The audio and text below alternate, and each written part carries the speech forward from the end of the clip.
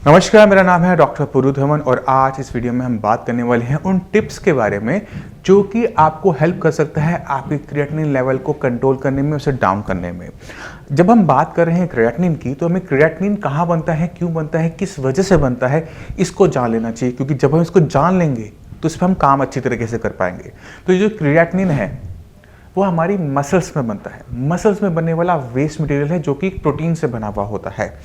तो अगर हमने इसे कंट्रोल करना है तो हमें कुछ चीज़ों पे काम करना है। हमें अपने काम करना है अपनी मांसपेशियों पे, हमने काम करना है प्रोटीन पे, कि अगर हम मांसपेशियों पे काम करेंगे और प्रोटीन पे काम करेंगे तो क्रिएटिनिन को हम डाउन कर सकते हैं। कैसे कर सकते हैं, मैं अब आपको वो टिप्स देने वाला हूँ। तो पहली टिप है अवॉइड नॉनवेज। अब नॉनवेज जो होता है, हम चिकन खा रहे हैं, मटन खा रहे हैं, एग्स खा रहे हैं, सब प्रोटीन बना हुआ है, मैक्सिमम प्रोटीन है। अगर आपकी बॉडी में प्रोटीन की वैल्यू ठीक है, ब्लड में एल्ब्यूमिन पूरा है, आपकी बॉडी में टोटल प्रोटीन पूरा है और आप प्रोटीन का इंटेक करोगे तो बॉडी तो उसे एब्जॉर्ब कर नहीं सकती, क्योंकि उसकी तो पेट भरा हुआ है, उसके तो लेवल्स भरे पड़े। तो क्या होगा एक्स्ट्रा प्रोटीन का, वो क्रिएटिनिन में कन्वर्ट होना शुरू हो जाएगा और जब वो क्रिएटिनिन में कन्वर्ट होगा तो ब्लड में इकट्ठा होगा और वो आपकी रिपोर्ट्स में भी विजिबल होना शुरू हो जाएगा। इसी वजह से जितने भी किडनी फेलियर के पेशेंट हैं उनको कहा जाता है कि आपने प्रोटीन की अमाउंट को कम कर देना होता है। नॉनवेज खासकर आपको पूरी तरह से बंद कर देना होता है।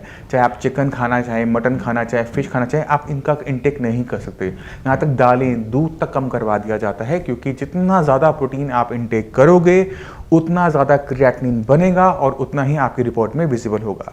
तो इन चीज़ों को अवॉइड करो। अब चलते हैं अपने सेकेंड टिप के ऊपर, और वो है एक्सरसाइज। अब एक्सरसाइज आप कहाँ की करते हो, मसल्स की करते हो। अभी मैं कोई डंबल उठा रहा हूँ, है ना, ये एक बार रिपीटेशन में कर रहा हूँ, अपनी मसल्स को बड़ा कर रहा हूँ। जब हम अपनी मसल्स की एक्टिविटी को बढ़ाते हैं, जब हम कोई विग्रेस एक्सरसाइज करते हैं, जैसे मैं जॉगिंग करता हूँ या फिर मैं रनिंग करता हूँ, स्विमिंग करता हूँ, साइकिलिंग करता हूँ, तो मसल्स की एक्टिविटी बढ़ जाती है।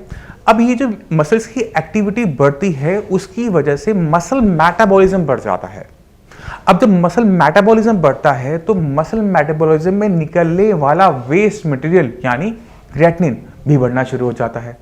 अब जो क्रिएटिनिन बढ़ रहा है वो किडनी खराब होने की वजह से नहीं बढ़ा, वो मसल्स की हाइपर एक्टिविटी की वजह से बढ़ा है। अब ये हाइपर एक्टिविटी हमें चाहिए नहीं, क्योंकि बॉडी में वीकनेस आ रही है, हमें क्रिएटिनिन की मात्रा को कम रखना है। क्योंकि यहाँ पे किडनी खराब हुए बिना क्रिएटिनिन जो बढ़ रहा है वो डॉक्टर को और आपको एक फॉल्स सिग्नल देता है कि आपकी किडनी और खराब होगी, जबकि ऐसा हुआ नहीं है। इसी वजह से जितने भी किडनी फेलियर के पेशेंट हैं उनको जितनी भी हैवी एक्सरसाइजेज होती हैं बंद करवा दी जाती है, कि आपने ना रनिंग करनी है, ना जॉगिंग करनी है, ना स्विमिंग है, ना आपने कोई भी काम हैवी नहीं करना। अब पेशेंट कहता है मैं तो अब तक एक्सरसाइज करता आया था, अब मैं क्या कर सकता हूँ, मैं तो परेशान हो जाऊंगा, मेरी बॉडी तो मेरा साथ नहीं देगी। तो जो पेशेंट एक्सरसाइज करते आए हैं उन्हें एक्सरसाइज का तरीका बदलना होता है। जो हैवी एक्सरसाइज करते आ रहे थे अब उनको लाइट एक्सरसाइज पे जाना पड़ता है, यानी योगा के ऊपर। अब योगा क्योंकि हम करते हैं तो बेसिकली वो मसल्स की एक्सरसाइज नहीं है, वो स्ट्रेचिंग एक्सरसाइज है। तो स्ट्रेचिंग एक्सरसाइज का फायदा उठाते हुए, योगा करते हुए, बिना क्रिएटिनिन को बढ़ाए हुए आप अपनी बॉडी को हेल्दी रख सकते हो, पहली चीज। दूसरी एक्सरसाइज आप जो कर सकते हो वो है ब्रीथिंग एक्सरसाइज, जिसमें सिर्फ 2 एक्सरसाइज आती हैं, अनुलोम विलोम और प्राणायाम। कपाल भाती मना किया जाता है। क्यों मना किया जाता है मैं अभी आपको समझाऊंगा। तो अनुलोम विलोम प्राणायाम करने से हमें 2 बेनिफिट मिलते हैं।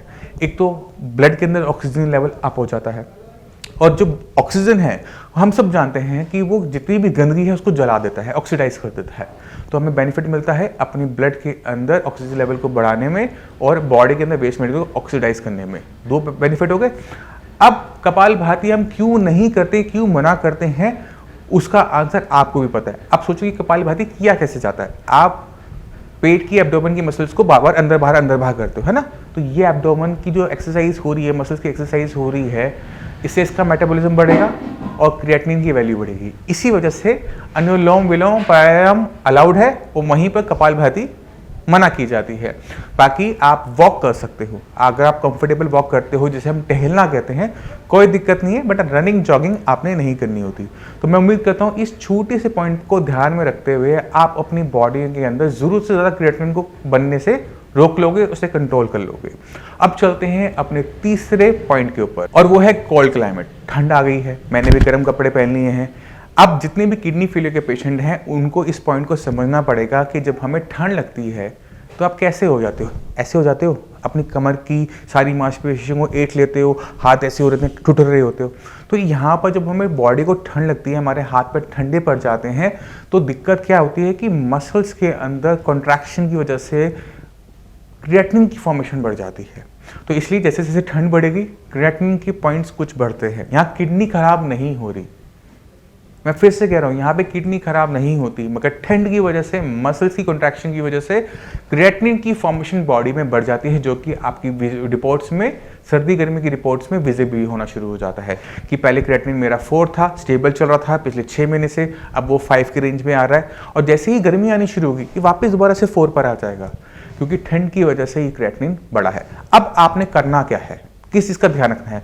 तो पहला काम कि जिस दिन धूप नहीं निकली है उस दिन घर से बाहर जाने को अवॉइड करो। अपने कमरे को अच्छे से गर्म करो, गर्म कपड़े पहनो और आराम से घर के अंदर बैठो। जितना हो सके ठंडे क्लाइमेट से बचो। अब जो पेशेंट सोचो कि श्रीनगर है, आज की डेट में श्रीनगर का टेम्परेचर -2.5 चला गया है, बर्फ गिरी हुई है। अगर वही पेशेंट जो श्रीनगर में रहता है वो अपनी शॉप पे जा रहा है, ठंड में जा रहा है, ठुठुरता हुआ जा रहा है, तो उसका क्रिएटिनिन लेवल बढ़ेगा। अब इसे कंट्रोल करने का तरीका मैं आपको समझा चुका हूं कि अपने शरीर को अच्छे तरीके से गर्म रखो। और ध्यान देने वाली बात क्या है कि यहाँ पे किडनी खराब नहीं होती, ठंड की वजह से क्रिएटिनिन की फॉर्मेशन सिर्फ बढ़ती है। अब चलते हैं अपने नेक्स्ट पॉइंट के ऊपर, और वो है ब्लड प्रेशर को और शुगर को कंट्रोल करना। आपको पता नहीं होगा कि 80% किडनी फेल इन्हीं 2 बीमारियों की वजह से होती है। और अगर हम अपने बीपी को कंट्रोल में नहीं रखते, शुगर को कंट्रोल में नहीं रखते, तो दिक्कत क्या होती है कि जब ये शुगर लेवल बढ़ा हुआ है, बीपी लेवल बढ़ा हुआ है, तो वो कॉन्टिन्यूसली किडनी को नुकसान पहुंचाता चला जाता है। अब जब कॉन्टिन्यूसली किडनी को नुकसान पहुंच रहा है तो किडनी अपने फंक्शंस को खो रही है, और जैसे जैसे किडनी के फंक्शन कम होते चले जाएंगे तो किडनी का फंक्शन, क्रिएटिनिन को बॉडी से बाहर निकालना, ये भी कम होता चला जाएगा, और क्या होगा, क्रिएटिनिन लेवल बढ़ना शुरू हो जाएगा। अक्सर किडनी फेलियर के पेशेंट बीपी और शुगर की मेडिसिन खा रहे होते हैं, बट वो एक छोटा सा काम नहीं कर रहे होते, वो है मॉनिटरिंग। शुगर टेस्ट ना करना, बीपी टेस्ट ना करना, दवाई खा तो ली है, क्या ज़रूरत है बीपी चेक करने की, या फिर बीपी की मशीन घर पे ना रखना, सिर में दर्द हो रहा है, ठीक है कल सुबह जाकर चेक करवा लूँगा। तो आप इस बात को समझो कि जब हम बीपी शुगर के बारे में बात करते हैं तो वो 24 घंटे कंट्रोल में रहना चाहिए। अगर बीपी आपका बढ़ रहा है, आपने दवाई खाई शाम को, रात को आपका बीपी बढ़ जाता है, तो रात को आपकी किडनी को नुकसान पहुंच रहा है, और जब नुकसान पहुंच रहा है, चाहे वो कम हो चाहे वो ज़्यादा हो, क्रिएटिनिन लेवल फिर बढ़ेगा क्योंकि किडनी को नुकसान हुआ। इसी तरह से शुगर है। अब शुगर आपकी खाना खाने के बाद बढ़ जाती है, खाली पेट आपकी ठीक रहती है, खाना खाने के बाद वो 200-300 पहुंच जाती है, तो जब वो बढ़ती है तब वो किडनी को नुकसान पहुंचा रही है, और ये नुकसान आपकी रिपोर्टों में भी रिफ्लेक्ट होना शुरू होगा। तो कहने का मतलब ये है कि बीपी हो या शुगर हो, उन्हें अपने नॉर्मल वैल्यूज़ के अंदर रखो। तो इनकी नॉर्मल वैल्यूज़ क्या है, एक बार देख लेते हैं। जो ब्लड प्रेशर होता है वो होता है 120/80 mmHg। तो इसमें जो नीचे वाला होता है, जो 80, जिसकी आप ध्यान नहीं देते, इसकी तरफ देखते भी नहीं हो, ये किडनी को नुकसान पहुंचा रहा होता है। और इसी वजह से अगर आपका नीचे वाला बीपी 90 आ रहा है, 100 आ रहा है, तो उसे 80 से बिलो ले जाना ज़रूरी है। अगर आप मेडिसिन ले रहे हैं उसके बावजूद भी ये नहीं पहुँच रहा, तो ज़रूरी है अपनी मेडिसिन को चेंज करना। तो ब्लड प्रेशर की कैटेगरी में हम क्या देखेंगे, नीचे वाला ब्लड प्रेशर, जिसे हम डायसिस्टोलिक ब्लड प्रेशर कहते हैं। अब चलते हैं शुगर के ऊपर। शुगर जो है, अगर जैसे ही हमारी बॉडी में शुगर के लेवल 200 को क्रॉस करते हैं तो hमारी किडनी एक्स्ट्रा शुगर को यूरिन के रास्ते बाहर करना शुरू करती हैं। इसी वजह से कुछ पेशेंट्स के यूरिन के अंदर प्रोटीन तो होता ही है, साथ में ग्लूकोज भी आ रहा होता है।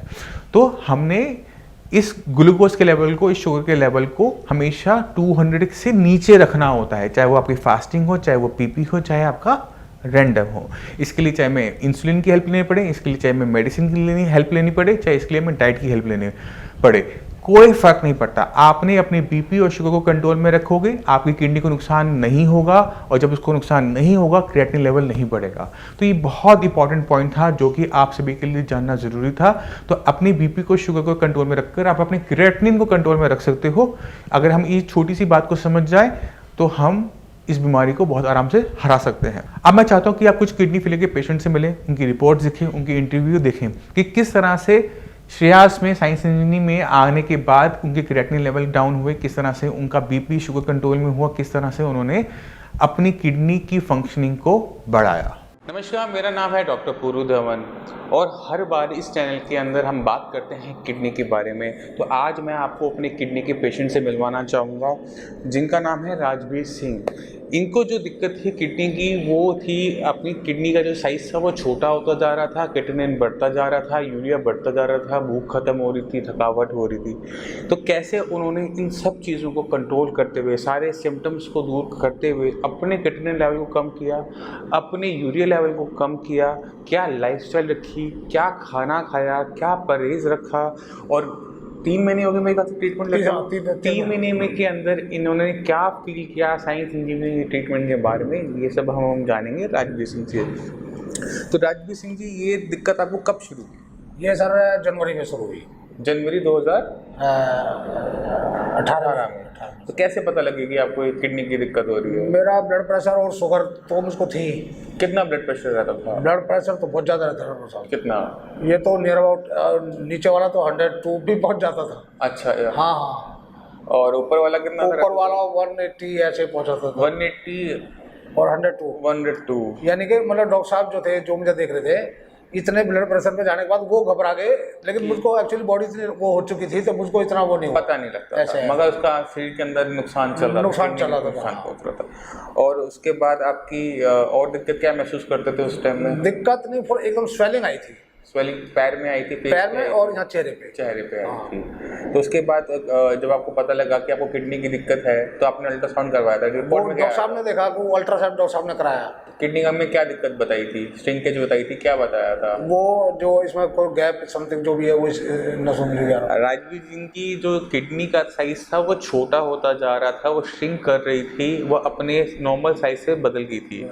और इनको रीनल पैरेन्काइमा डिजीज़ जो कि अक्सर देखी जाती है हाई ब्लड प्रेशर की वजह से, वो दिक्कत शुरू हो गई। तो जब आप यहाँ आए तो क्रिएटिनिन आपकी क्या कंडीशन थी? उस टाइम तो मेरा लेवल 8.25 था। और बीपी और शुगर का क्या हाल था? वो भी उसी पोजीशन में थे, मतलब पुराने पोजीशन में। और शुगर कितनी रहती थी? शुगर जो शाम की थी वो नियर अबाउट 260, जो और ये 260 के आसपास, 260 के पास, क्योंकि मैं इंसुलिन ले रहा था तो सुबह की तो कंट्रोल रहती थी। अच्छा, इंसुलिन कितने यूनिट ले रहे थे? 18 यूनिट। 18 यूनिट इंसुलिन लेने के बाद इनकी शुगर 260 थी, रैंडम मान लेते हैं इसको हम, तो इतने हाई लेवल। अब आपको 3 महीने के अंदर शुगर आपकी क्या स्टेटस है? शुगर तो बहुत ही कंट्रोल आ चुकी है डॉक्टर साहब। फिर भी मुझे थोड़ा सा बाकी सब ऑडियंस को बताओ कि क्या लेवल्स आ गए। मॉर्निंग का जो है, जो मैं फास्टिंग कर लेता हूँ, वो नियर अबाउट 78, 90, 100 से नीचे रहती है। नॉर्मल हो गई? नॉर्मल, वो तो बहुत नॉर्मल हो गया। और इसमें आप यूनिट्स कितने ले रहे हो इंसुलिन के? यूनिट जो आज की तारीख में ले रहा हूँ 10 ले रहा हूँ, 10 या 12, 10। 18 यूनिट से 10 यूनिट पर आए हैं 3 महीने के अंदर। शुगर जो 260 रहती थी अब वो नॉर्मल वैल्यूज के अंदर रहती है, क्लोज टूवर्ड्स, अब क्या कहते हैं कि कम की तरफ ज़्यादा रहती है। इसलिए इनको हर महीने 2 से 4 यूनिट इंसुलिन घटाना पड़ता है कि वो जो लेवल्स हैं वो बने रहें, बॉडी हाइपोग्लाइसेमिक ना हो। बीपी का क्या कंडीशन है? बीपी एक्चुअली जब से थोड़ी सर्दी शुरू हुई है ये हुआ, अदरवाइज बीपी मेरा इतना बढ़िया था डॉक्टर साहब कि ये 70 और 120, 130 यहाँ तक ही रहता था। अब जब से थोड़ी सर्दी शुरू हुई है ये तब से थोड़ा सा बढ़ा है। अच्छा, अदरवाइज बहुत कंट्रोल था। तो ना सिर्फ KFR की ट्रीटमेंट ने इनकी शुगर लेवल को मेंटेन किया, इनकी बीपी को भी कंट्रोल किया। बहुत बढ़िया था। मैं 69, 121 आप लगा लिया, अंदाजा लगा लिया। तो हम हमेशा कहते हैं कि अगर आप किडनी की दिक्कत को जीतना चाहते हो, किडनी फेलियर से मुक्त होना चाहते हो, तो हमेशा उसकी जड़ में, उसके कारण में जाके वर्क करो कि जिसने आपकी किडनी खराब की पहले तो उसको बाहर निकालो। तो अब राजवीर सिंह जी की कंडीशन के अंदर दिक्कत दोनों थी, डायबिटीज़ भी थी और इनको दिक्कत बीपी की भी थी। मगर जहाँ तक हमें लगा, जो हमने ट्रीटमेंट इनका स्टार्ट किया वो किया कि बीपी को दिक्कत ज़्यादा मेन लेकर कि बीपी की वजह से किडनी में श्रिंकेज दिखी जाती है। तो किडनी की श्रिंकेज की वजह से हमने इनका जो ट्रीटमेंट रखा वो बीपी माइंड में रखा कि पहले बीपी को मेंटेन करो, बीपी मेंटेन हो जाएगा तो कम से कम इतना हो जाएगा कि किडनी को आने वाले दिनों में बीपी से और ज़्यादा नुकसान नहीं होगा। जब नुकसान होना बंद हो गया, आगे की जो दिक्कत है वो किडनी की जो खराब होने की जो स्पीड थी वो बंद हो गई और वहाँ से शुरुआत होती है ठीक होने की। अभी 3 महीने हुए हैं, 3 महीने के अंदर यूरिया पहले 3 महीने पहले क्या था? वो तो बहुत ज़्यादा 3 महीने पहले तो बहुत ज़्यादा था। आप उसका देखोगे तो वो तो दो पता नहीं अब देख के बताओ कितना है, इतनी सारी रिपोर्ट्स हैं आपके पास। यूरिया था 147। इस कंडीशन के अंदर पेशेंट की जो भूख होती है खत्म हो जाती है। ये जो कंडीशन के अंदर पेशेंट को नोजिया आना शुरू हो जाता है, खाना अच्छा नहीं लगता, भूख खत्म हो जाती है और पेशेंट अपना रेगुलर वेट लॉस कर रहा होता है। 2 रीज़न से, एक तो यूरिन में प्रोटीन आ रहा होता है, उस वजह से शरीर में से प्रोटीन बाहर चला जाता है, और दूसरा कि जो आपकी भूख है वो खत्म हो जाने की वजह से आप खाने का इंटेक कम कर देते हो और लेवल्स आपके बिगड़ने 151 तक है। ये 151 मैक्सिमम जो इनका गया हुआ है 151। अब क्या कंडीशन है 3 महीने के ट्रीटमेंट के? अब तो बहुत बढ़िया सर, भूख तो बहुत तेज लगती है। भूख तेज। यूरिया का लेवल क्या है? यूरिया का अभी मैं देखा, लास्ट आपने उसमें देखा है, अभी तो मोबाइल में है, आपने उसमें मोबाइल में देखा था। जहाँ तक है मेरे 50-60 के पास हाँ, बहुत ज़्यादा, बहुत कम। अब जो लेवल है इनका है 57 नॉर्मल नहीं है, नॉर्मल के बहुत पास है। जब आपके लेवल इतने डाउन हो जाते हैं तो आप ये समझिए ये डाउन क्यों हुए, किस वजह से हुए। यूरिया जो है वो लीवर बनाता है, लीवर बनाने के बाद उसको ब्लड में छोड़ देता है, किडनी उसको शरीर से बाहर करती है। ये एक नाइट्रोजनस फेस मटेरियल है जिसे बॉडी से बाहर चला जाना चाहिए। अगर ये शरीर में इकट्ठा होता रहता है तो ये अलग टाइप के दिक्कतें पैदा करता है, जैसे भूख ना लगना, मुँह से स्मेल आना, फिश जैसी स्मेल आना। तो जब किडनी की फंक्शनिंग फास्ट हुई, किडनी ने जो खून को साफ करना ज़्यादा शुरू किया, उसका रिजल्ट क्या हुआ कि यूरिया जो पहले आपका 150 से प्लस था वो डाउन होते होते ही अब नॉर्मल के पास आ चुका है। भूख खुल चुकी है बॉडी में। अब आपको क्या बदलाव नजर आते हैं बॉडी में? मतलब मेरे को वैसे कोई दिक्कत ऐसी महसूस होती ही नहीं डॉक्टर साहब, बिल्कुल नॉर्मल महसूस करते हैं। अगर मैं हूँ तो, अगर मैं मतलब पहली बात तो सोचता नहीं हूँ, लेकिन मेरे को वैसे नहीं लगता कि मैं बीमार हूँ। बीमार तो हूँ, अगर मैं इसका कैटनाइन को देखता हूँ तो लगता है बीमार हूँ। अदरवाइज बॉडी को ना ऐसा लगता नहीं है। अच्छा, मेरे को बॉडी जो पहले से कमजोर हो गया हूँ तो दूसरा कहेगा कमजोर, अदरवाइज किसी को पता नहीं कि मैं बीमार हूँ। चलिए, इवन घर वाले मुझे ऐसे महसूस ही नहीं, मतलब जो काम बताते हैं तो वो ये नहीं सोचते कि बीमार है। तो अब हम बात कर लेते हैं क्रिएटिनिन की, क्योंकि सबको क्रिएटिनिन से बहुत डर लगता है। बीपी के पेशेंट के अंदर क्रिएटिनिन का फॉल धीरे धीरे होता है, एकदम नहीं होता। डायबिटिक नेफ्रोपैथी के केसेस के अंदर ये 1-2 महीने के अंदर नॉर्मल लेवल्स के अंदर आ जाता है। मगर जो भी पेशेंट बीपी का होता है, जिनके अंदर किडनी फेलियर बीपी की वजह से हो रही होती है, उनके अंदर क्रिएटिनिन के लेवल बहुत तेज़ी से नीचे की तरफ नहीं आते।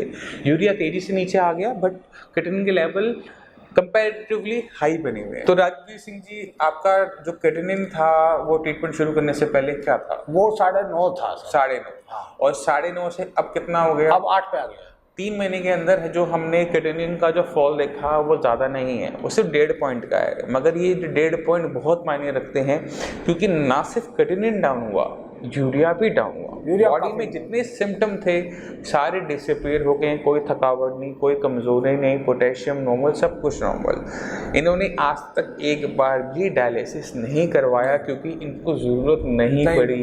बॉडी में कहीं स्वेलिंग नहीं आ रही, बीपी मेंटेन हो गया, शुगर मेंटेन हो गया, यूरिया कंट्रोल हो गया। क्रिएटिनिन आने वाले 2-4 महीने में हम इनका पूरी तरह से कंट्रोल कर देंगे। तो राजवीर सिंह जी, आपने खाने पीने में क्या बदलाव किया? खाने में डॉक्टर साहब बहुत ज़्यादा कंट्रोल किया। आप सबको बता दो, सारे पेशेंट देख रहे हैं। खाने में मैंने मॉर्निंग ब्रेकफास्ट जो है बॉइल्ड सब्जियाँ, ओनली बॉइल्ड सब्जियाँ, वो मेरा ब्रेकफास्ट होता है। सुबह मैं उठ के शुगर चेक करके एप्पल खाता हूँ, खाली पेट जो खाता हूँ। उसके बाद घूमना, अपना रूटीन करना, सब कुछ ऐसे करके घूम घाम के आना, फिर ये बॉइल्ड सब्जी खाता हूँ। ये मेरा ब्रेकफास्ट है। अच्छा। और फिर उसके बाद 12 बजे करीब मैं फिर एक एप्पल खाता हूँ।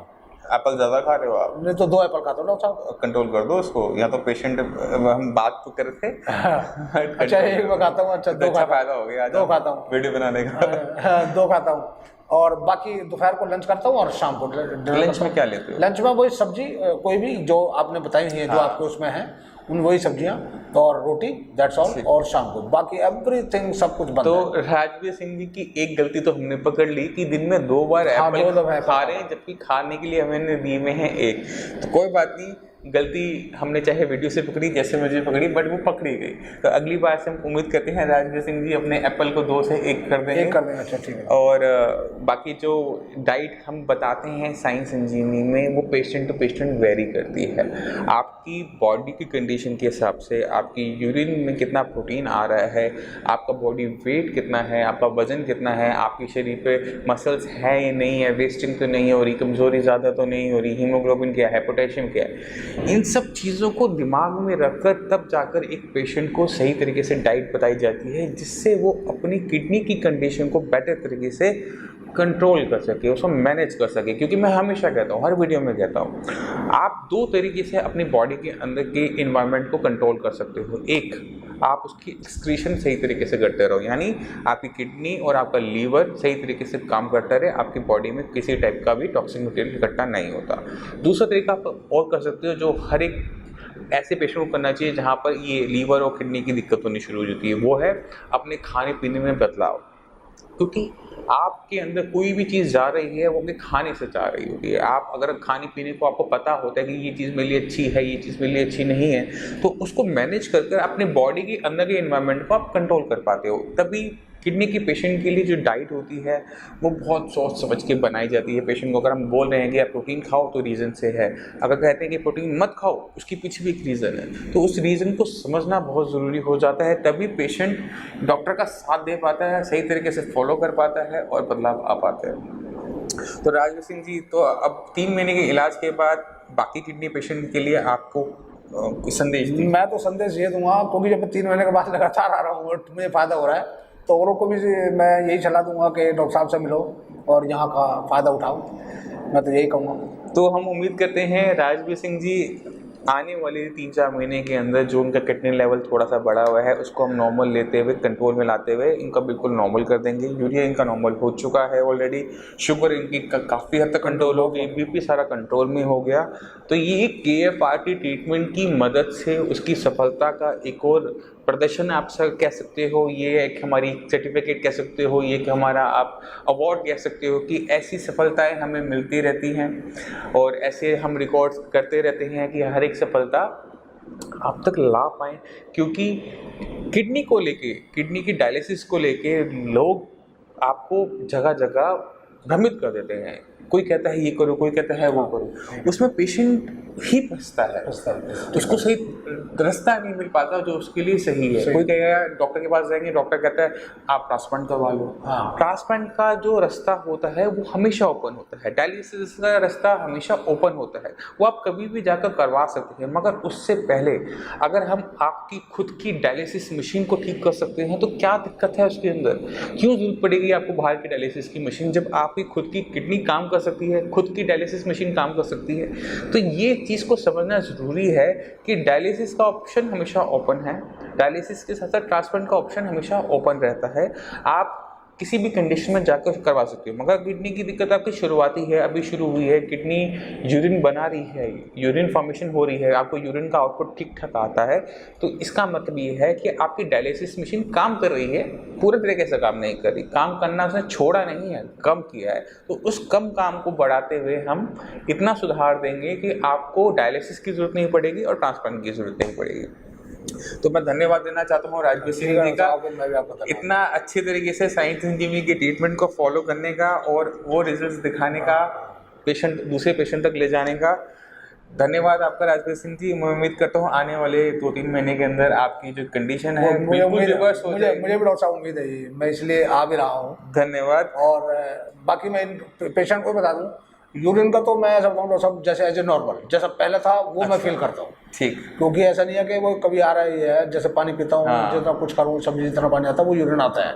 ठीक, उसमें तो बहुत ज़्यादा मुझे ऐसा मतलब कोई दिक्कत 1% भी नहीं है, कोई इतना क्रेटिनाइन होने के बाद भी वो दिक्कत नहीं है। इसलिए मैं भी साइंस इंजीनियरिंग का धन्यवाद करता हूँ, मुझे रास्ता मिल गया। तो आप समझो आपकी, लेकिन मैं जो मेरे को देख रहे हैं मैं उनको ये सलाह दूंगा जो संजीवनी बताती है खाने के लिए स्पेशली, क्योंकि सबसे बड़ा है खाने का कंट्रोल करना।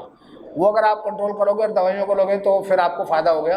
अगर खाने का कंट्रोल नहीं करो तो दवाई का कोई फायदा नहीं। फिर ये मैं भी कहता हूँ। हाँ, खाने मैंने जो मैं खाना खाता था वो जो यहाँ आके मुझे पता चला हो कि मैं जैसे दही ज़्यादा खा रहा था, दूध पी रहा था, वो बंद किए और आज की तारीख में वही खाने दे रहा हूँ। डॉक्टर साहब ने उससे ही पकड़ लिया, ज़्यादा पकड़ रहा हूँ, मैं इसको आज से ही कंट्रोल कर लूँगा। चलिए, ये भी है एक चीज़ है। ठीक है। अब हम धन्यवाद करना चाहेंगे आपसे, चलने की आगे चाहेंगे। तो हम क्रेटिनिन को डाउन कर सकते हैं अगर हम छोटी छोटी चीज़ों पे काम करना शुरू करते हैं। और शुरुआत कहाँ से होती है? बीमारी की जड़ से, कि किडनी को नुकसान क्या चीज़ पहुंचा रही है। अगर बीपी नुकसान पहुंचा रही है तो बीपी पे काम तेजी से करो। अगर शुगर नुकसान पहुंचा रही है तो शुगर पे काम तेजी से करो, क्योंकि बीमारी की जड़ यानी जिसकी वजह से बीमारी हुई वो कंट्रोल होने पे बीमारी आगे नहीं बढ़ती। मैं उम्मीद करता हूँ इस वीडियो से आप सभी समझ गए होंगे कि किस तरह से क्रिएटिनिन को डाउन किया जा सकता है, किस तरह से इसे कंट्रोल किया जा सकता है, किन किन चीज़ों का हमें ध्यान रखना चाहिए। फिर भी आपके माइंड में कोई डाउट हो, कुछ भी पूछना चाहते हो तो मैं अवेलेबल हूँ, आप मुझसे आकर मिल सकते हैं। मेरी डॉक्टर की पूरी टीम अवेलेबल है, आप उनसे बात कर सकते हैं। अब इसी के साथ आप सभी से चलने की आज्ञा चाहूँगा। मिलते हैं अगली वीडियो में, तब तक के लिए नमस्कार।